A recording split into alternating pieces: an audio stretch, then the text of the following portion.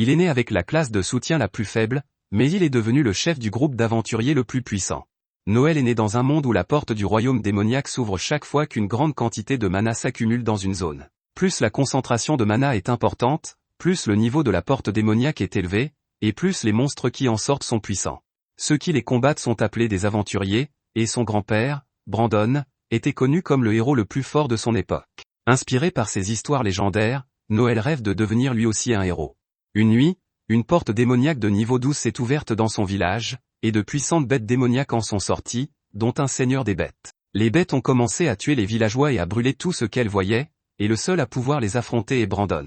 Noël, qui n'est encore qu'un faible adolescent, se rend à l'abri souterrain avec d'autres civils. Brandon lui dit qu'il sera à l'abri des monstres ici et lui demande de ne quitter l'abri à aucun prix, tandis qu'il sort pour gagner du temps jusqu'à ce que la capitale envoie ses forces. Noël sait que les renforts de la capitale arriveront trop tard, et il craint que son grand-père ne meure. Brandon lui dit sévèrement de ne pas le prendre de haut, car il a déjà été le héros le plus fort, appelé Overdeath. Il assure à Noël qu'il le gardera en sécurité, même si c'est la dernière chose qu'il fera. Sur ce, le vieil homme sort avec sa gigantesque hache de guerre, prêt à affronter les bêtes démoniaques qui chassent et mangent tous les humains qu'elle voit. Brandon coupe les bêtes en deux d'un seul coup de hache, mais le chef des bêtes le remarque. Il envoie tous ses sbires attaquer le vieil homme, et Brandon fonce sur eux sans hésiter. Alors qu'il combat les bêtes à l'extérieur, Noël tremble de peur à l'intérieur de l'abri. Il ne cesse de s'inquiéter pour son grand-père, et lorsqu'il entend de fortes explosions à l'extérieur, son esprit s'évanouit. À l'aube, lorsque les bruits extérieurs cessent, Noël quitte l'abri pour retrouver son grand-père parmi les cadavres des monstres. Noël trouve Brandon, mais il a été gravement blessé, ayant perdu ses deux jambes dans la bataille. Noël hurlant se précipitant à ses côtés, mais le vieil homme ne s'est pas encore déconnecté de ce monde. Il explique à Noël que c'est le destin des aventuriers, et qu'ils vivent toujours entre la vie et la mort. Il demande au garçon s'il veut toujours devenir un aventurier comme lui et, les larmes aux yeux, Noël répond qu'il deviendra définitivement un aventurier. Brandon lui demande de promettre de devenir le plus fort des aventuriers dans ce cas, et Noël promet. Le vieil homme rit en tapotant la tête de son petit-fils, lui disant qu'il l'aime. C'est ainsi qu'il fait ses adieux à ce monde, laissant Noël dévasté. 2 ans plus tard, Noël est devenu un aventurier, comme il l'avait promis à son grand-père, et il se trouve actuellement dans un donjon en train de combattre des monstres avec son groupe. Cependant, sa classe est un parleur, qui est la classe la plus faible parmi les aventuriers. Il utilise ses talents de jacasseur pour donner des ordres à ses coéquipiers, leur expliquant comment vaincre les monstres à 4 bras qui se trouvent devant eux. Ils suivent habilement ses ordres et vainquent facilement les monstres qui sont les rejetons de la petite reine des vampires. Noël explique à ses coéquipiers que les vampires sont des petits frettins qui ne peuvent même pas utiliser la magie, et que leur objectif est de détruire la reine, qui est une femme forte et indépendante et qui n'a pas besoin d'un mâle pour donner naissance à des enfants. Alors qu'il se dirige vers la grotte pour trouver et détruire tous les gobelins, le grand chevalier Walter demande à Noël pourquoi il ne se dirige pas directement vers la reine et ne la tue pas au lieu de s'occuper des faibles. Il dit que c'est le moyen le plus efficace, mais Noël refuse, disant que c'est une mauvaise idée. Il explique que leur groupe, Blue Beyond, n'est qu'orancé. Et que normalement, ils ne devraient pas être en mesure d'accepter une mission de rambé comme celle-ci. Le seul moyen de vaincre la reine est d'éliminer les vampires en premier, et s'ils essaient de faire du spédrin, ils mourront tous. Walter dit qu'il n'a pas d'autre choix que d'accepter les paroles d'un parleur parce que c'est la règle de leur groupe. Il agit avec condescendance, qualifiant Noël de parleur, puis lui attribue le succès de leur groupe. Noël est furieux d'avoir été traité de parleur, qui est une classe de soutien spécialisée. Ils peuvent apporter des améliorations à leurs coéquipiers grâce à leurs compétences spéciales, mais ils n'ont aucune capacité de combat, ce qui explique pourquoi ils sont considérés comme la classe la plus faible. Alors que Noël est occupé à réfléchir à tout cela, la reine des vampires s'approche furtivement du groupe. Heureusement, Noël le remarque juste à temps et prévient son groupe, mais il n'est pas assez rapide pour esquiver l'attaque au gaz toxique de la reine des vampires. Ses coéquipiers s'inquiètent pour lui car ils savent que Noël ne pourra pas survivre longtemps au poison. La magicienne Tanya tente de le retrouver, mais la reine des vampires surgit du nuage de poison et la plaque au sol. Walter et la rousse Lloyd attaquent la reine des vampires, mais ils ne peuvent pas la combattre sans les bonus de Noël. Walter hurle à Noël de leur donner des ordres et lui dit d'au moins faire son travail de parleur correctement. Noël s'énerve et se souvient de son grand-père, qui lui a appris à ne jamais se laisser mépriser. Il boit une bouteille d'antidote et sort un Glock, tirant sur la reine des vampires. Alors que le nuage de poison se dissipe, Noël déclare qu'il va montrer à tout le monde comment se bat un parleur. Il utilise sa compétence de classe, tacticien, pour donner un coup de pouce à ses coéquipiers. En leur donnant des ordres, Noël peut améliorer toutes les statistiques de son groupe de 25%. Il les avertit ensuite de l'arrivée d'une attaque de zone, puis utilise une autre compétence appelée rugissement de combat, qui augmente le mana et l'endurance des membres de son groupe de 25%. Noël demande ensuite à Tanya de lancer un bouclier sur les deux combattants et leur ordonne d'attaquer le monstre. Walter blesse profondément la reine des vampires, tandis que Lloyd lui coupe les tentacules. Tout se passe bien, mais Tanya aperçoit d'autres monstres derrière eux et panique, pensant qu'ils ne pourront plus vaincre la reine. Noël utilise immédiatement un autre de ses talents pour calmer son esprit et lui redonner la volonté de se battre. Il dit aux autres de continuer à se battre contre la reine et de lui laisser les petits monstres. Il ordonne à Tanya de continuer à lancer des boucliers sur les deux combattants et leur dit de continuer à esquiver les attaques de la reine des vampires tout en préparant leur attaque ultime. Les petits vampires l'attaquent et Noël utilise sa compétence Stun pour les paralyser. Les monstres tombent au sol, puis il utilise son pistolet magique pour tirer une balle de glace qui crée un cristal de glace géant, emprisonnant tous les monstres à l'intérieur. Il n'en reste plus qu'un, et Noël n'a plus qu'une seule balle. Il regarde sa montre pour voir s'il est temps d'utiliser son atout et tire la dernière balle sur la reine des vampires pour la distraire. Il utilise sa compétence commandement d'assaut, qui pousse Walter et Lloyd à dépasser leurs limites, puis leur ordonne d'utiliser leur compétence de finition sur la reine des vampires. Les deux guerriers attaquent la reine des vampires et lui tranchent la tête d'un coup sec. Tout le monde se tourne vers Noël pour lui dire qu'ils ont gagné, mais ils sont choqués lorsqu'ils voient qu'un vampire l'a atteint. Mais le vampire se fige à quelques centimètres de Noël, qui s'écroule sans raison. Il savait que lorsque la reine des vampires meurt, tous ses enfants meurent aussi, alors il n'a pas pris la peine de s'occuper du dernier vampire. Il consulte sa montre et constate que tout s'est passé comme il l'avait prévu. Le mana autour de la zone se dissipe et celle-ci revient à la normale. Noël dit à son équipe qu'ils ont fait du bon travail, mais il le traite d'imprudent pour avoir mis sa vie en danger. En entendant cela, Noël se souvient de la tristesse qu'il avait ressentie en apprenant qu'il avait obtenu la classe la plus faible. Il était trop jeune à l'époque, et son grand-père a ri en lui disant de ne pas s'inquiéter. Il lui a dit qu'il avait un talent inné pour devenir aventurier et lui a promis de l'entraîner pour qu'il devienne le plus fort. Aujourd'hui, Noël promet à son défunt grand-père que même s'il a la classe la plus faible, il deviendra le plus fort des aventuriers, le surpassant même. Il vit actuellement dans l'Empire de Velen, une nation très prospère mais aussi très vulnérable aux attaques des bêtes démoniaques. L'Empire y a vu une opportunité et a commencé à utiliser les parties des bêtes pour créer des outils magiques qui l'ont rendu encore plus riche. C'est pourquoi les aventuriers qui se rendent dans les royaumes démoniaques et combattent les bêtes sont considérés comme des héros. Noël et son groupe vont au restaurant pour fêter la réussite de leur mission. Alors que tout le monde discute joyeusement de la mission, Noël est perdu dans ses pensées sur la nécessité de trouver un éclaireur pour que leur équipe soit plus équilibrée. Walter est déjà ivre et commence à draguer Noël, pensant qu'il est un joli garçon manqué. Noël lui dit de se taire, et Walter change de sujet, lui demandant s'il est si irritable parce qu'il n'a pas réussi à négocier un bon montant pour la marchandise cette fois-ci. Il dit à Noël que les aventuriers ne devraient pas se soucier autant de l'argent, et que même son cher grand-père lui aurait dit la même chose. Cela déplaît à Noël, car Brandon lui a toujours dit que les aventuriers devaient faire attention à leur argent, parce qu'ils devaient toujours aller sur le champ de bataille avec le meilleur équipement et les meilleures potions. Il lui a dit de ne jamais reculer et de prendre le sac, et Noël suit ses paroles depuis lors. Walter se met soudain à lui crier dessus, affirmant que son avidité pour l'argent nuit à la réputation de leur groupe, et Noël se met à le railler, affirmant qu'il pensait que c'était son QI à un chiffre qui ruinait leur réputation. Walter commence à le maudire bruyamment, le traitant de lâche qui se cache derrière eux pour donner des ordres alors qu'ils risquent leur vie en combattant des monstres. Noël ne réagit pas et traite la mère de Walter de pute, ce qui énerve encore plus le gros bras.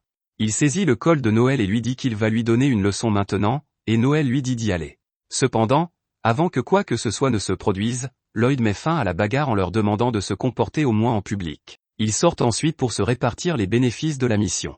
Malgré la somme importante qu'ils ont gagnée, leurs parts individuelles sont assez faibles, car la majeure partie de l'argent a été consacrée à la réparation de l'équipement, à la caisse du groupe et à la commission du clan qui leur a confié ce travail. Tanya n'est pas contente, mais Lloyd la réconforte en lui disant que s'ils obtiennent encore quelques emplois bien payés comme celui-ci, ils pourront vivre une vie meilleure. Noël répond que c'est peu probable, car les bons emplois comme celui-ci sont occupés par les clans qui sont en contact direct avec le gouvernement. Lorsqu'ils engagent des indépendants comme eux pour faire ce travail, ils prélèvent une commission énorme, et ils ne peuvent rien obtenir de la sorte. Noël suggère à Lloyd d'utiliser les fonds du groupe pour créer son propre clan, ce qui choque tout le monde. Lloyd répond que les frais de création d'un nouveau clan s'élèvent à 20 millions, mais qu'ils n'ont que 12,8 millions pour l'instant. Noël répond qu'il le sait déjà et que c'est pour cela qu'il va couvrir le montant restant lui-même car ils ont désespérément besoin de former un clan maintenant. Lloyd dit qu'ils auront aussi besoin d'un bâtiment pour le clan dans la ville, et que le loyer est cher. Noël lui dit qu'il connaît un endroit où le loyer est bon marché, puis Tanya dit qu'ils ne sont pas assez expérimentés pour gérer un clan. Noël demande quand ils seront assez expérimentés et répond qu'ils apprendront à gérer un clan une fois qu'ils en auront créé un. Tanya et Lloyd n'en sont pas encore sûrs et disent qu'ils sont encore trop jeunes pour gagner la confiance du gouvernement. Noël répond qu'ils sont jeunes et beaux, et que c'est certainement un point positif. Il ajoute que les aventuriers sont des héros de nos jours, et que les jeunes qui ont des compétences et du charisme deviennent rapidement populaires. Noël pense qu'ils deviendront également célèbres et que certaines entreprises signeront peut-être des contrats d'endossement avec eux. Walter comprend son point de vue et décide de soutenir Noël dans l'ouverture du clan. Tanya lui demande comment il peut décider si facilement, et il répond qu'il veut du pouvoir et de l'argent, et que cela n'arrivera pas tant qu'ils resteront un petit groupe.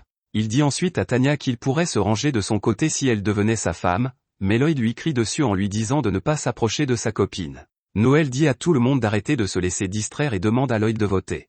Lloyd demande à Noël s'il ne fera pas marche arrière, et celui-ci refuse, disant que son rêve a toujours été de devenir le plus grand aventurier et de surpasser son grand-père. Il dit que s'il ne forme pas un clan, il quittera le groupe et emportera toutes ses parts avec lui. Lloyd décide d'accepter sa suggestion et dit qu'ils discuteront des détails après-demain. Noël et Walter acceptent et partent chacun de leur côté. Cependant, le jour de la réunion, Walter se précipite dans la chambre de Noël pour lui dire qu'ils se sont fait avoir. Lloyd et Tanya les ont trahis en s'enfuyant avec l'ensemble des fonds du groupe. Walter lui remet une lettre de Lloyd, dans laquelle il explique qu'il a investi dans l'équivalent mondial du Bitcoin et qu'il a perdu tout son argent, si bien qu'il a pris les fonds du groupe et s'est enfui avant que quiconque ne soit au courant de ses investissements ratés. En lisant cela, Noël se met soudain à rire, et Walter s'énerve en lui demandant comment il peut rire dans une telle situation. Noël répond qu'il trouve drôle que, de toutes les personnes, le vertueux Lloyd vole ses coéquipiers. Il demande ensuite à Walter où et quand il a trouvé la note. Walter répond qu'il a découvert un bon travail et qu'il est allé dans la chambre de Lloyd pour lui en parler avant que les grandes guildes ne s'en emparent. Mais Lloyd avait déjà nettoyé la chambre et l'aubergiste lui a donné cette lettre de Lloyd. Noël demande si l'aubergiste a parlé de l'heure à laquelle Lloyd est parti, et Walter répond qu'il est parti hier soir vers 8 heures. Noël comprend que Lloyd et Tanya sont partis dans l'obscurité de la nuit, juste avant la fermeture des portes, pour que personne ne puisse les suivre. Si Walter n'avait pas été impatient, il n'aurait pas trouvé cette lettre avant le soir, et à ce moment-là, Tanya et Lloyd auraient été trop loin pour qu'ils puissent les retrouver.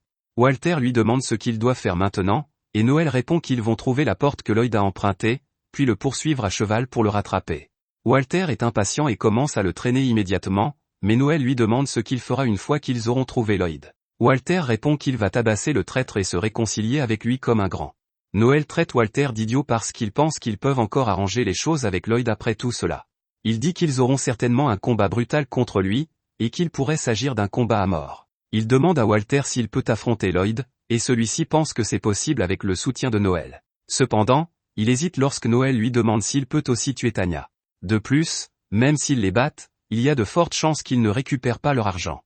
Walter est frustré et demande à Noël s'ils sont censés pleurer jusqu'à ce qu'ils s'endorment. Noël lui dit d'arrêter d'être stupide. Même s'il n'y a aucun moyen de le faire, il déclare qu'il attrapera les traîtres et qu'il les fera payer 1000 fois.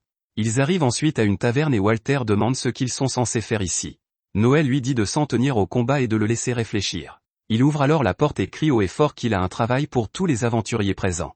Il leur parle de Lloyd et Tanya, qui se sont enfuis avec les fonds de leur groupe, et déclare une récompense de 2 millions pour quiconque les retrouvera.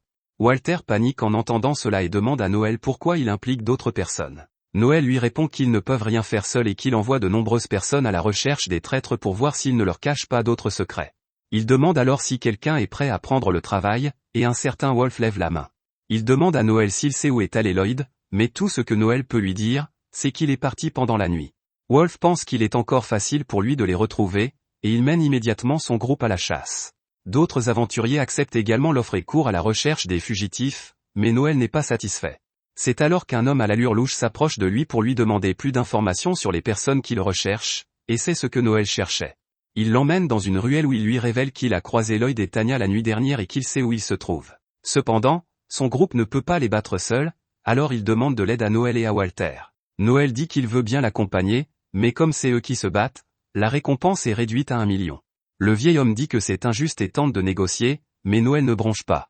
Il sait que le vieil homme n'est plus dans la fleur de l'âge et qu'il tuerait littéralement pour 1 million. Il a raison, et Shadi accepte l'offre d'emploi. Il révèle qu'il a vu Lloyd et Tanya se diriger vers le sud la nuit dernière, qu'ils se rendent probablement au village de Carnu. Noël demande à Shadi de préparer son groupe et de retrouver Walter à la porte pendant qu'il va faire quelques préparatifs supplémentaires. Il se retrouve bientôt devant la porte et Walter demande à Noël s'il peut combattre Lloyd et Tanya. Il affirme qu'il les combattra sans pitié et qu'il les tuera même s'il le faut. Il admet qu'il a toujours pensé à ce qu'il fallait faire lorsque quelqu'un le trahirait, et Lloyd vient de lui en donner l'occasion. Walter, interloqué, lui demande s'il a toujours douté d'eux, et Noël lui répond qu'il doute de tout le monde. Il dit qu'il faut un grand professionnalisme pour travailler en équipe même en doutant d'eux, ce qu'un cerveau musclé comme Walter ne comprendra pas. Walter est furieux et Noël s'inquiète de savoir s'il pourra se battre contre Lloyd et Tanya, qui viennent d'atteindre le village de Carnu. Tanya est toujours inquiète, mais Lloyd lui assure qu'ils s'en sortiront parce que Noël ne perdra pas son temps s'il sait qu'il ne pourra pas récupérer son argent. Il se porte malheur en disant cela car, l'instant d'après, Noël apparaît derrière eux, leur demandant s'ils apprécient leur rendez-vous. Walter est avec lui, et le groupe de Shady les encercle de tous les côtés. Lloyd essaie de sortir son épée, mais un hurlement étourdissant de Noël les engourdit, Tanya et lui, et ils tombent à genoux. Noël les emmène dans un cimetière pour les interroger et empêche Walter de frapper le visage de Lloyd parce que cela n'en vaut pas la peine. Il demande à Lloyd s'il a aussi dépensé tout l'argent de leur dernière mission pour son mauvais investissement, et Lloyd répond qu'il l'a utilisé pour rembourser ses prêts. Noël se rend soudain compte que cette histoire de mauvais investissement n'est qu'une couverture et que Lloyd est en fait accro au jeu. Il en déduit que Lloyd a perdu trop d'argent au jeu et qu'il a ensuite emprunté de l'argent à un usurier pour pouvoir continuer à jouer. Lloyd est dans tous ses états pendant que Noël déroule son histoire, et il se met soudain à hurler en disant qu'ils n'ont pas le droit de se plaindre auprès de lui. Walter l'attrape par le col et lui dit qu'ils ont risqué leur vie pour l'argent qu'il a perdu au jeu. Lloyd tente de l'éclairer en disant qu'ils ne comprennent pas la pression qu'il a subie. Il dit que c'est de leur faute si c'est à lui qu'incombe le fardeau d'être le chef, et soudain Noël lui donne un coup de pied au visage pour le faire taire. Il commence à le piétiner, lui demandant d'arrêter de leur raconter des sornettes sur la pression et le fardeau, car c'est lui qui s'est porté volontaire pour être le chef. Il continue à le frapper comme un fou jusqu'à ce que Lloyd le supplie d'arrêter. Tanya prend la parole et demande à Noël de laisser partir Lloyd, qui lui répond qu'il ne les laissera partir que s'ils lui rendent la monnaie de sa pièce 1 millier de fois. Tanya crie que c'est impossible, et Noël dit qu'il devra revenir à la punition physique. Il ajoute que si elle ne veut pas voir Lloyd se faire chambouler, elle peut se faire battre elle-même et, en tant que défenseur de l'égalité des sexes, il la battra sans pitié. Tanya est terrifiée et Noël lui demande de lui dire si elle a aussi joué avec Lloyd. Elle bafouille mais ne dit rien, alors Noël utilise une autre de ses techniques pour la forcer à dire la vérité.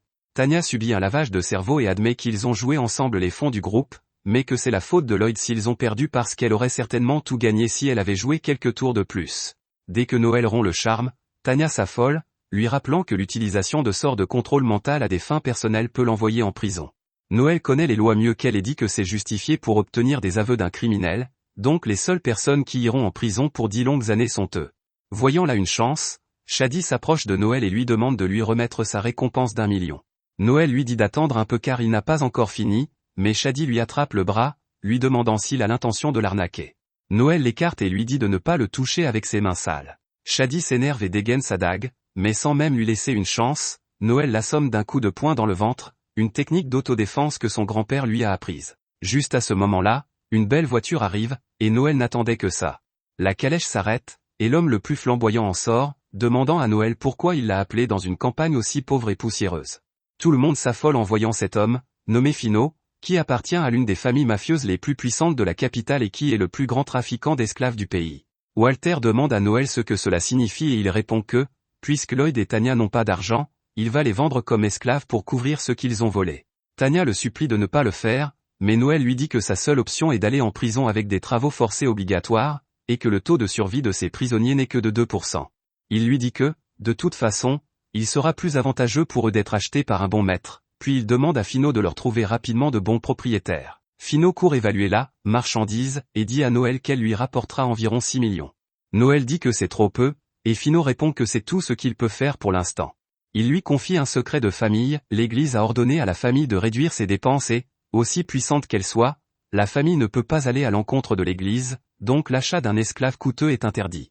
Noël dit qu'il comprend et réduit sa demande de 12 millions à 11 millions. Fino panique en entendant cela et dit qu'il ne peut pas payer autant, mais Noël continue d'augmenter le montant d'1 million à chaque fois qu'il proteste. Fino se met en colère contre lui, mais Noël révèle alors son plan.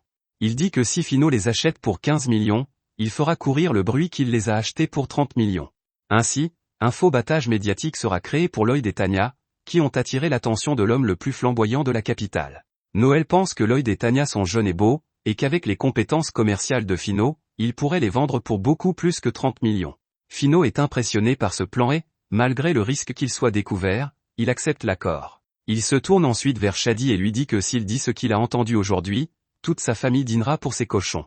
Sur ce, Fino remet à Noël son acompte et ses hommes emmènent Lloyd et Tanya, qui commencent à implorer la pitié de Noël en disant qu'ils étaient amis autrefois.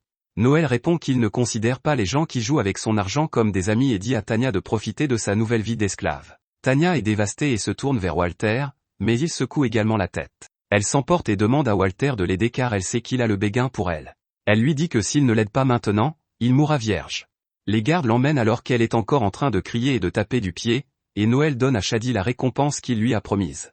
Shadi lui jette un peu d'ombre en disant qu'il n'est qu'un jappeur après tout, mais Noël lui dit d'être plus créatif avec ses insultes. Il commence à s'éloigner et Shadi le traite de démon. Noël apprécie et décide de se faire une réputation de démon à l'avenir. Cependant, son groupe est dissous après son retour en ville, car Walter décide d'arrêter d'être un aventurier. Alors qu'ils vont boire un verre à la fin de la journée, Walter dit à Noël qu'il n'est pas aussi fort mentalement que lui et qu'il ne peut plus faire ça. Il refuse l'offre de Noël de reformer leur groupe et dit qu'il va vivre sa vie tranquillement quelque part. Le lendemain, Noël va l'accueillir à la porte et lui offre une bouteille de vin de luxe en guise de cadeau d'adieu. Walter s'en va et Noël pense qu'il est temps de recommencer à zéro.